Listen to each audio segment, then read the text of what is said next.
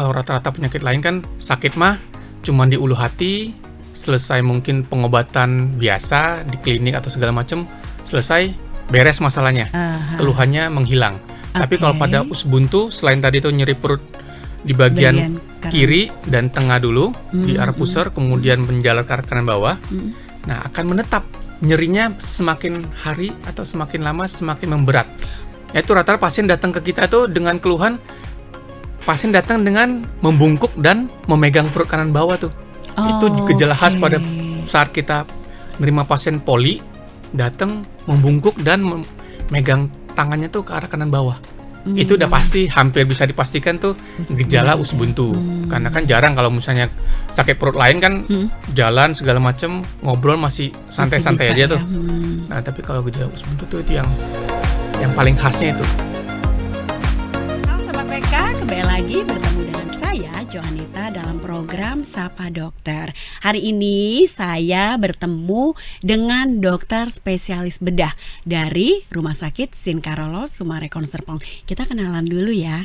Halo Dokter Mulyadi. Halo, selamat siang. Apa kabar dokter? Baik. Sip, dokter. Terima kasih sudah berkenan hadir di studio kita dan kita akan ngobrol tentang hal-hal yang memang masyarakat perlu tahu, Dok. Mungkin juga di sekitaran kita dia juga pernah mengalami ini. Siap ya, Dok ya? Baik, bersama kita di sini ada Dokter Mulyadi, spesialis bedah dari Rumah Sakit Sin Carolus Sumarekon Serpong. Nah, kita mau bahas tentang apa? Baik, kita langsung mulai aja ya. Dok, gini dok, kita tuh mau bahas tentang usus buntu dan segala-galanya, gitu ya. Nah, tapi kita mau tahu juga nih dok, usus buntu itu kan katanya itu karena peradangan, gitu ya dok ya. Nah, sebenarnya usus buntu ini sendiri tuh kenapa sih kok dia bisa meradang dan disebut dengan peradangan? Silakan dokter. Ya, ini sih untuk sementara untuk awalnya saya mungkin jelasin dulu ya usus buntu itu apa ya. Iya, boleh. Nah, usus buntu atau secara medis kita istilahnya itu appendix. Oke, ya, baik. itu merupakan bagian dari usus. Ya, dia nempel pada usus besar. Dan kenapa dikatakan buntu karena emang ujungnya itu buntu. Oh, enggak. Makanya itu terafiliasi dengan yang lain gitu ya, dok. jadi dia mentok. Ya, buntu lah ya. Nah, kemudian namanya appendicitis atau peradangan usus buntu itu terjadi awalnya itu karena ada sumbatan, Mbak. Jadi selalu diawali dengan ada sumbatan dulu, kemudian baru meradang. Ya, sumbatannya itu berbagai, ada penyebabnya berbagai itu nanti. Mungkin kalau misalnya namanya ada istilahnya tuh fekalit tuh ada sumbatan karena kotoran yang numpuk. Namanya fekalit, ada kotoran yang numpuk, menyumbat pangkal dari usus buntu itu, akhirnya meradang. Barulah muncul gejala-gejalanya. Bisa dokter udah spill muncul gejala-gejalanya. Nah sebenarnya kalau gejala dari usus buntu sendiri itu seperti apa? Kemudian kita bedainnya apa sih? Karena kan kayak cuma sekitaran perut tuh sakit atau nyeri atau ngilu. Itu ngebedainnya gimana sih dok? Sakit perut biasa dengan yang ternyata ini gejala dari usus buntu atau appendix tadi. Gimana dokter? Nah pertama kalau untuk gejala yang paling khasnya atau namanya patognomonik itu selalu diawali nyeri perut di bagian ulu hati atau pusar. Jadi di bagian tengah ke kiri atas dulu, kemudian baru yang khasnya menjalar ke arah kanan bawah. Itu gejala paling khas pada usus buntu yang meradang. Nah, bedanya dengan penyakit bagian pencernaan lainnya, kalau rata-rata penyakit lain kan sakit mah cuma di ulu hati, selesai mungkin pengobatan biasa di klinik atau segala macam, selesai beres masalahnya, keluhannya menghilang. Tapi kalau pada usus buntu, selain tadi itu nyeri perut di bagian kiri dan tengah dulu, di arah pusar, kemudian menjalar ke arah kanan bawah, nah akan menetap. Nyerinya semakin hari atau semakin lama semakin memberat. Oh baik, jadi nggak hilang dengan sendirinya gitu ya dok? Stay terus gitu ya? Sakit perut biasa. Awet berarti dia ya, sakit nempel di situ. Gitu ya dokter ya? Jam sampai berapa hari kurang lebih. Baik. Kira-kira membahayakan nggak sih dok kalau kayak gitu? Jika peradangannya tidak diatasi sesuai prosedurnya, membahayakan. Membahayakan itu kan ada stadium-stadiumnya tuh. Misal usus buntu yang peradangan awal, ya mungkin dengan pengobatan istilahnya cepat ditangani dengan pengobatan operasi atau antibiotik bisa mereda cepat. Tetapi kalau jika dibiarkan, ya itu rata-rata pasien datang ke kita itu dengan keluhan, pasien datang dengan membungkuk dan memegang perut kanan bawah tuh. Itu gejala khas pada saat kita nerima pasien poli datang membungkuk dan megang tangannya tuh ke arah kanan bawah. Itu udah pasti hampir bisa dipastikan tuh gejala usus buntu. Karena kan jarang kalau misalnya sakit perut lain kan jalan segala macem ngobrol masih santai-santai aja tuh. Nah tapi kalau gejala usus buntu tuh itu yang paling khasnya itu. Jadi memang mengganggu aktivitas sekali berarti dok kalau misalnya seseorang udah terkena dari usus buntu tadi walaupun baru gejala gitu ya dokter ya. Terus gini dok, tadi kan dokter udah cerita nih pengalaman dokter di lapangan bahwa ketika pasien datang biasanya sampai yang membungkuk, pegang perut kanan bawahnya gitu ya dok ya. Nah kemudian ketika pasien sudah datang nih ke dokter, pemeriksaan lanjutannya itu apa dok yang dokter akan periksa si pasien ini gitu dok? Jadi kalau kita secara medis sih selalu diawali dengan pemeriksaan klinis. Klinis itu maksudnya kita tanya dulu kronologi kejadiannya gimana, nyeri perutnya sejak kapan, keluhan-keluhannya apa saja. Kemudian kita akan melakukan pemeriksaan fisik namanya. Kita periksa dari ya biasa sesuai prosedur dari kepala sampai ujung kaki nih. Tapi kita akan fokus ke bagian perut. Nah, keluhannya biasa akan lebih nyeri pada saat kita lakukan penekanan di perut kanan bawah. Kemudian itu kan dari klinis tuh untuk pemeriksaannya. Kemudian kita lanjutkan ke pemeriksaan penunjang, Mbak. Ya, penunjang itu biasa kita dari laboratorium darah biasanya ada terjadi peningkatan sel darah putih. Oh, karena jadi sel darah putih naik karena peradangan tadi. Kemudian kalau misalnya masih belum jelas, kita akan lakukan pemeriksaan tambahan seperti USG. Jadi ultrasound pada bagian perut kita lihat tuh. Tapi kadang-kadang USG lebih ke arah kita nyingkirin kemungkinan lain selain usus buntu. Misalnya ada yang gejala mirip gitu ya. Batu ginjal. Kalau misalnya pada perempuan ada bagian kandungan kan ada kemungkinan peradangan ke bagian kandungan tuh. Di bagian kista ovarium atau masalah tubanya segala macam. Nah, kalau nggak jelas juga di USG bisa untuk sementara ini gold standard atau pemeriksaan paling ideal itu CT scan dengan kontras. CT scan abdomen. Jadi kita lakukan scan dulu. Nah, kita lihat usus buntunya, diameternya sama sekitarnya bagaimana. Jadi kalau mau kepastian diagnosis orang tua kadang-kadang, dok bisa nggak anak saya sebelum operasi dipastikan dulu. Selalu kita tawarin yang gold standard itu CT scan. Oh itu di rumah sakit Sin Carlos Marcondes sudah ada ya dok ya? Iya. Oke, canggih lah pasti. Baik dokter. Dokter tadi sudah spill di bagian awal bahwa usus buntu itu kan sebenarnya usus yang usus buntu itu kan nggak ada saluran kemana-mananya ya dok ya. Dan itu buntu gitu kan. Kemudian nyerinya itu akibat dari penumpukan kotoran gitu. Nah sebenarnya penyebab utama itu apa sih dok? Katanya nih ada mitos kan suka makan kayak cabai ada sama biji-bijinya gitu kan. Terus atau mungkin jambu biji dengan biji. Apakah benar seperti itu? Atau mungkin ada hal medis lain mungkin yang perlu kita ketahui dokter? Ya sebenarnya kalau dibilang mitos juga bukan ya. Jadi tapi yang untuk penyebab pasti itu sampai sekarang belum diketahui. Oh baik. Tapi ada namanya faktor resiko. Nah salah satunya itu faktor resiko ya. Biasa orangnya tuh ada gangguan pencernaan. Rata-rata tuh biasa ada sebelumnya ada gangguan pencernaan dulu. Terus ada yang paling banyak tuh karena penumpukan tadi, karena ada gangguan pencernaan, penumpukan kotoran. Kalau dia berkumpul di muaranya atau di pangkal dari usus buntunya, dia akan menyumbat, Mbak. Nah, sumbatan itulah yang akan menyebabkan peradangan. Biasanya kalau kita istilahnya tuh habis penyumbatan, kan cairan sebenarnya usus buntu tuh ada ngeluarin cairan normalnya tuh ada ngeluarin cairan. Karena ada sumbatan di pangkalnya, pengeluaran cairannya itu tidak adekuat atau gitu ya, jadi tidak lancar. Pengeluaran cairan tuh numpuk, lama-lama bengkak. Kalau nggak ditangani, pecah usus buntunya. Itu yang paling ngeri. Tapi kebanyakan rata-rata tuh fekalit itu atau penumpukan kotoran yang keras itu paling banyak penyebab. Ya, tapi kalau pastinya sih sampai sekarang teorinya sih nggak ada karena itu saja. Jadi banyak faktor resikonya. Selain itu bisa juga ya pencernaan yang bukan biji-bijian, makan biji salak tersumbat biji salak di usus buntu, bukan begitu. Kan ada namanya pencernaan dulu tuh, dicerna segala macam. Mungkin sisa-sisanya ada namanya benda asing bisa juga menumpuk di pangkal usus buntu tadi. Menyebabkan peradangan juga. Atau juga mungkin kasus yang agak ekstrim cacing.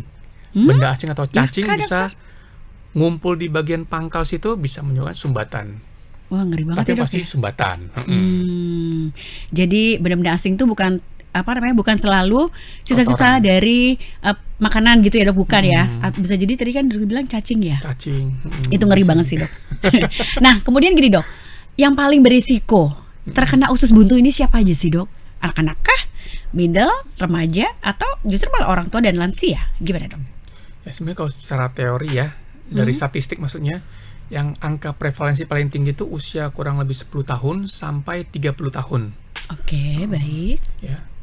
Ya kalau secara patofisik atau misalnya tepatnya detailnya seperti apa ya, tapi secara statistik itu. Itu kenapa tuh, Dok? Ya kemungkinan sih kalau ini pandangan pribadi saya ya, itu kan nggak dijelaskan secara detail di teorinya nih. Tapi kalau namanya remaja umur 10-an ke atas kan rata-rata anak udah mulai sering jajan. Oh iya. Udah mulai sering milih-milih makanan. Jika pasiennya picky milih yang eater kurang gitu ya, Dok, serat, ya? iya picky eater, kurang serat, kurang minum, aktivitas berlebihan kan, ya akan terganggu proses pencernaannya. Nah kadang-kadang juga usia yang kurang lebih kan produktif tuh 20-an sampai 30 usia produktif tuh kebanyakan mungkin juga karena faktor pekerjaan, stres pekerjaan, aktivitas, imunitas yang turun, dan susah pola makan yang nggak teratur, ya membuat angka kejadian itu paling tinggi 10 sampai 30 tahun. Oke, baik, Dok. Terus kemudian gini, ada sering terdengar ya, Dok, ya, bahwa kalau udah usus buntu tuh pasti harus operasi. Itu benar nggak sih, Dok? Atau mungkin di Rumah Sakit Sin Carolus Sumarekon Serpong ini ada metode khusus yang mungkin penanganan usus buntu ini tidak harus operasi, gitu nggak sih, Dok? Ada nggak sih, Dok? Ya, kalau dibilang harus, ya sebenarnya idealnya kan kita sebagai dokter harus membuat pasien ini dipastikan aman. Oh, baik. Nah, idealnya operasi. Karena usus buntu yang meradang, kan karena ada sumbatan tadi itu meradang, kita harus ambil resiko kalau kita melakukan tindakan yang namanya konservatif itu atau cuman pengobatan biasa. Iya. Karena yang ditakuti kan pecah. Nah, kalau pecah kan jadi untuk resiko dan komplikasinya lebih banyak. Jadi sebaiknya pasien datang ya, Dok, ya? kita operasi. Harusnya idealnya ya. Kemudian kalau misalnya pelaksanaan penanganan usus buntu secara operasi di Rumah Sakit Sin Carolus Sumarekon Serpong ini gimana, Dok? Ada metode yang lebih trendy mungkin, atau mungkin ya operasi seperti biasa lah, bedah gitu, gimana, Dokter? Pengalaman Dokter gimana? Kalau namanya untuk operasi usus buntu ada dua, yang kita lakukan ada dua. Yang pertama tuh minimal invasif atau laparoskopik. Oh, baik. Yang kedua yang open, yang konvensional tadi kata Mbak itu ya open tuh yang operasi terbuka. Jadi kita lakukan sayatan 2-3 sentian, kemudian kita ambil jadi secara terbuka. Tapi yang lagi ngetren minimal invasif laparoskopik tadi. Jadi dengan sayatan kecil, cuman beberapa sayatan kurang lebih maksimal 1 senti, dan ada 2-3 sayatan kecil, bisa kita ambil usus buntunya secara operasi tadi. Gitu ya, Dok. Untuk penanganannya sendiri dengan laparoskopik tadi dan bedah manual seperti yang pada umumnya ya, Dok, bedah tradisional gitu ya misalnya kita bilang ya, itu masa pemulihannya lebih cepat mana, Dokter? Ya yang pasti karena luka sayatan pada laparoskopik itu kecil, pemulihannya lebih cepat. Kalau kita estimasi kurang lebih 1-2 minggu, harusnya pasien dengan laparoskopik bisa aktivitas ringan sedang. Kemudian kalau dibilang total pasien udah bisa aktivitas biasa ya 3-4 minggu. Tetapi kalau pada open yang tadi, yang operasi terbuka, konvensional itu bisa lebih lama. Mungkin 3-4 minggu untuk pemulihan pasien bisa aktivitas ringan sedang, 4-6 minggu baru bisa pulih seperti biasa lagi. Lebih panjang. Tetapi ya sama-sama prinsipnya kita ambil usus buntunya. Baik, Dok, tadi kan dokter udah spill ya, jangan sampai pecah karena lebih berbahaya. Nah, bahayanya itu sampai seberapa persen, atau bisa nggak sih dokter atau dokter pernah punya pengalaman pasien yang menunggu untuk ya menunda-nunda lah intinya gitu ya, akhirnya sampai mungkin pecah gitu nggak sih, Dok? Banyak ya, kalau saya sih kan selain rumah sakit swasta, saya juga megang rumah sakit pemerintah nih. Maksud pemerintah tuh pasien yang menggunakan jaminan BPJS. Baik. Kebanyakan tuh pasien BPJS tuh karena sosioekonominya, maaf nih ya, bukan saya ini, tapi sosioekonomi menengah ke bawah, kebanyakan penanganan pertama yang dicari itu alternatif. Nyari dukun atau tukang pijit dulu. Kemudian karena penanganannya tidak adekuat atau tidak ideal, akhirnya keluhannya bertambah parah. Yaitu kita sebut udah pecah. Tapi kalau dibilang pecah dalam hitungan jam, enggak juga. Tidak. Jadi berhari-hari penanganan yang tidak bagus, nutrisi yang tidak adekuat juga, mendukung, akhirnya pecah. kemudian datang dengan perutnya tegang, Mbak. Oh gitu. Jadi pasien bengkak gitu nggak sih dok perutnya? kembung, Oh mual iya. muntah, perutnya tegang, tidak bisa buang air besar, demam. Akhirnya kan udah parah, baru berobat ke rumah sakit. Jadi resikonya banyak. Komplikasinya bisa sampai infeksi di bagian semua pencernaan di bagian seluruh perut, namanya peritonitis. Nah, infeksi semua tuh kemudian bisa setelah peritonitis itu bisa jadi namanya sepsis, Mbak. Jadi infeksinya seluruh badan, bukan cuma di bagian perut. Jadi terasanya di seluruh badan. Seluruh badan, gitu ya, pasien dokter, demam-demam, kadang-kadang kesadarannya mulai terganggu, pasien udah nggak bisa diajak ngobrol lagi, udah mengigau, akhirnya bisa sampai gitu ya, mengancam dok? nyawa. Baik. Itu yang paling parah ini. Baik, dokter gini, kan jangan sampai nih ya dok, sobat WK dan juga teman-teman di rumah itu sampai nggak tahu nih sebenarnya ketika sudah dalam kondisi atau berapa persen atau gejala apa sih yang kalau kita tuh kayak rasa-rasa sakit perut tapi mengarah ke usus buntu harus segera ke rumah sakit ke dokter spesialis. Menurut dokter gimana?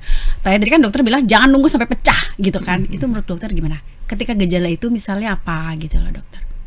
Ya kalau kita sih selalu sarankan pasien ada keluhan nyeri perut, ya mau dimanapun, yang terutama diawali di ulu hati atau di daerah pusar, kemudian menjalar ke arah kanan bawah dan tidak bisa diatasi dengan pengobatan biasa. Kan rata-rata pasien kalau misalnya belum tahu kan akan mencari ke klinik, ke dokter umum terdekat. Jika hitungan 1-2 hari tidak sembuh, sebaiknya kita mencari pengobatan yang di atasnya. Rumah sakit kan ada dokter bedah sekarang kan gampang nih. Iya. Dimanapun rumah sakitnya harusnya ada dokter bedah. Biar untuk evaluasi dan pemeriksaan penunjangnya akhirnya dapat ditangani secara ideal.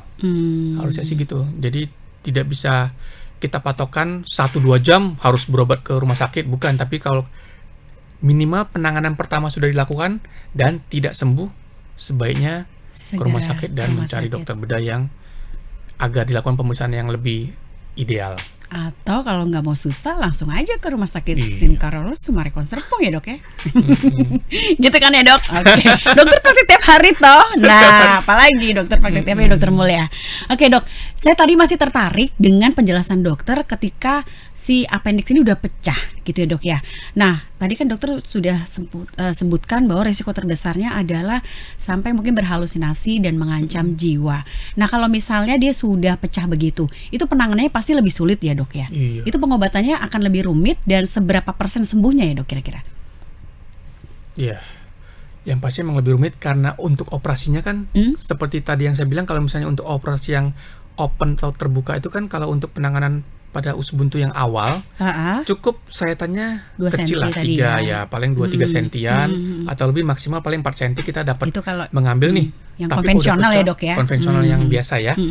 Kalau udah pecah kita harus namanya laparotomi itu buka tengah, Mbak. Serius Jadi dari dokter? daerah di atas pusar dikit sampai ke daerah bawah. Itu bisa sampai 10-15 cm. Untuk kita expose, kita buka dulu perutnya, kemudian kita harus cari tahu sumbernya di mana. Tumpahan dari usus buntu itu kan kalau udah pecah kan akan ada tumpahan, ada spillage namanya. Kita harus bersihin. Jadi operasinya lebih susah, waktu durasi operasinya lebih lama. Ya kalau namanya untuk pemulihannya ya pasti lebih lama lagi. Jadi kalau bisa sih dengan keluhan yang udah jelas dan pengobatan sekarang kan nggak terlalu susah nih. Dokter bedah ada, terus ada jaminan kalau misalnya pasien yang kurang mampu bisa menggunakan BPJS. Ya kita harus biar cepat. Jadi dokternya aman, pasien aman, ya untuk pemulihannya lebih cepat. Baik, jadi pokoknya jangan tunggu sampai sakit kebangetan gitu ya dok ya? Sampai tegang perutnya. Iya, itu yang khasnya tuh tegang. Mual, muntah, demam gitu ya dok ya? Oke, baik dok, sebenarnya ada nggak sih dok cara untuk menghindari terkena radang usus buntu ini gitu dok? Kali Mas sering makan apa gitu. Gimana dokter?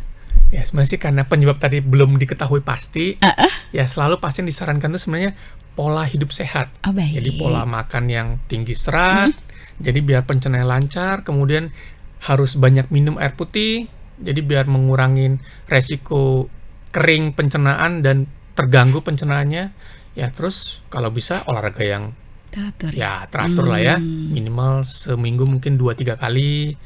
Dan olahraga juga nggak perlu yang olahraga ekstrim. Kan kadang-kadang pasien dikasih tahu harus olahraga, mikirnya tuh angkat beban, maraton, cukup jalan kaki sehari setengah jam 1 jam cukup. Udah cukup ya dok ya. Olahraga. Yang penting bergerak ya dok ya. Bergerak. Baik, dokter terakhir ya dok ya. Ada nggak sih pesan dokter untuk kita semuanya ya, masyarakat, sobat WK dan teman-teman semuanya di luar sana, supaya lebih waspada lagi dan jangan sampai mereka tuh menunda untuk periksa gitu. Silakan dokter. Ya mungkin sih kalau pesan saya untuk masyarakat Indonesia ya terutama ya. Ya pertama, kalau misalnya ada keluhan seperti nyeri perut yang tidak bisa ditangani oleh klinik atau minimal vaskes pertama udah diobati dan tidak sembuh, sebaiknya berobat ke rumah sakit pertama ya.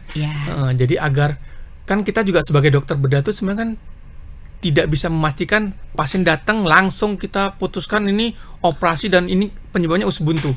Kan harus ada pemeriksaan tambahan nih. Jadi kita periksa ini dulu, observasi dulu, baru bisa kita katakan ini usus buntu. Kemudian kan untuk operasi kan butuh waktu. Jadi sebaiknya tadi penanganan semakin cepat, ya bukan penanganan semakin, evaluasi yang pertama semakin cepat, harusnya penanganan juga cepat. Baik. Ya, jadi agar untuk komplikasi dan penanganannya tuh tidak terlambat dan mengurangi angka komplikasi yang berat. Ya mungkin itu aja kali ya.